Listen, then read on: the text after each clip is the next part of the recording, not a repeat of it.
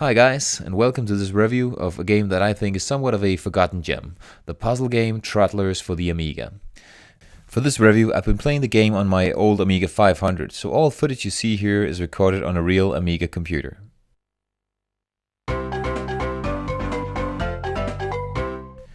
Troddlers was developed by Swedish development team Design, and it was released in 1992. The game has some similarities with a puzzle game that was released the year before it, and that's Lemmings, the great hit for the Amiga that was released by Design in 1991. As it was also the case in Lemmings, Troddlers sees you guiding a bunch of small creatures from an entry to an exit in each level. Each level is only a single screen in Troddlers though, so it's not completely like Lemmings. And unlike Lemmings, you don't have a bunch of different tools to use, you can only place and remove these different kinds of blocks. Furthermore, you have to place these blocks by controlling a character that jumps across the screen and tries to reach the places where he has to place the blocks, thus bringing the platform game into play as well.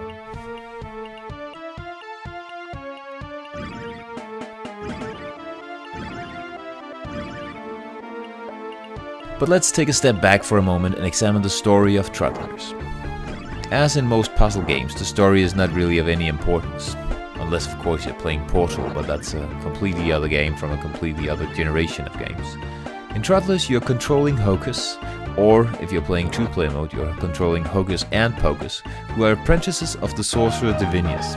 Hocus and Pocus have been causing a lot of trouble lately, and in order to punish them, Divinius sends them to the cellar where they have to clean up all of his old boxes and put them in place. One of the boxes says "Do not touch Troddlers" inside. And of course, Hocus and Pocus have to get to that box, and they open it, mix the Troddler powder with water, and puff, they have lots and lots of Troddlers on their hands. Now, of course, they have to catch all of these Troddlers again, and while doing so, they have to avoid all of the zombie Troddlers that they've generated as well.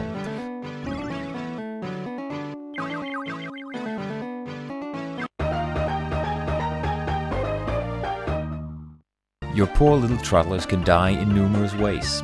For example, they can walk into a meat grinder, as you see right here. Or if you're not careful enough, you can place a block on top of a Troddler which will kill it, and it'll die if it falls from a great height. And when the Troddlers run into the zombie Troddlers, both of them will be exploded. And of course they explode when walking into mines as well, so you have to be careful and take care of the little guys.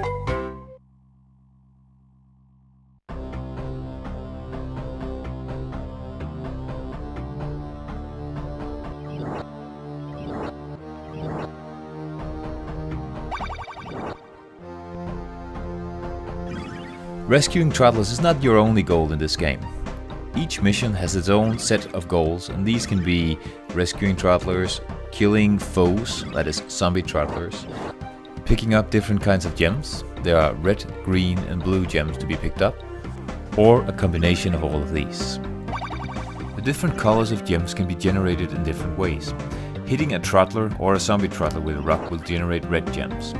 Hurling a rock into another rock results in the formation of green gems, and hitting a non-Troddler enemy with a rock generates blue gems. Different levels will have different requirements of which colors of gems you need to collect.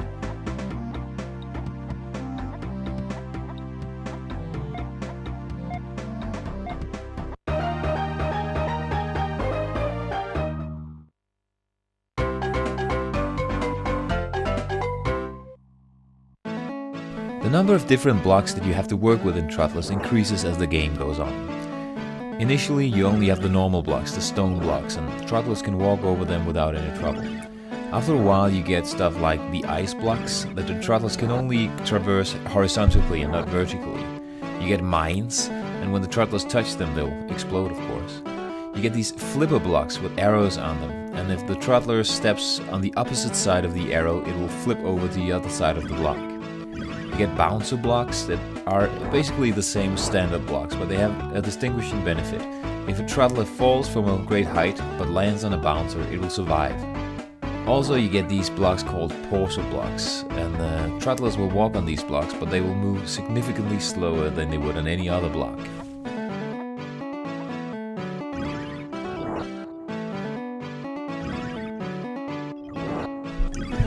As you've probably learned by now, I like this game a lot, and I definitely think it's a hidden gem that you have to pick up if you like puzzle games. The game reviewed rather well back in the day, receiving scores in the mid-80s to low 90s. The reviewer from Amiga Action, who gave it a score of 91%, wrote, "The graphics are beautiful, the difficulty curve perfect, and it's full of delightful little touches. Addictive from the word go and very, very challenging in the long term. Buy it sooner rather than later." My recommendation would be the same. Of course you can't buy it anymore, so borrow it somewhere sooner rather than later. So, until the next time, happy gaming.